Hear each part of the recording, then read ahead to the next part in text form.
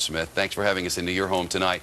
Before we go, by all accounts, millions of gallons of oil have leaked into the Gulf of Mexico, but nobody can be sure how much, and nobody can guarantee that anybody will be able to stop it in days or even months.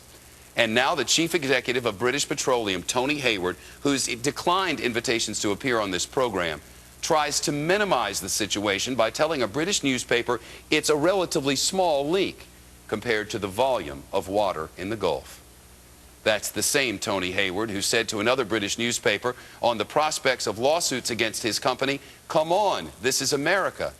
There will be frivolous lawsuits." A moment of commentary now. Mr. Hayward, your company is among those responsible for what may become the worst ecological disaster in American history, and you speak of it in these terms? Billions upon billions of dollars in damage already, and you cast us aside as litigious and act as if what's happening in the Gulf is no big deal, relatively speaking. Mr. Hayward, that Gulf is the source of life for millions upon millions of people and plants and other creatures on this earth. Jobs are lost, beaches and birds are tarred, fisheries are closed, tourists are canceling, economies are threatened, and people from Florida to Texas are in some cases concerned for their very livelihoods, and you speak of comparative volume?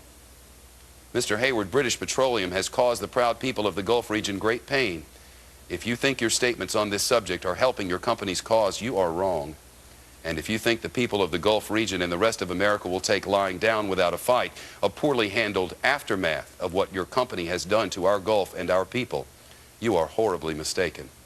Our water is now polluted. Our coast is now soiled. Our fish and our turtles and our shrimp and our oysters are now harmed. Many of our people are now out of a job. And 11 hardworking men and women are dead from the explosion on the rig that carried your company's name. Remember that, Mr. Hayward? We do. On your watch, these are extremely difficult times for us litigious Americans. At least act like you care.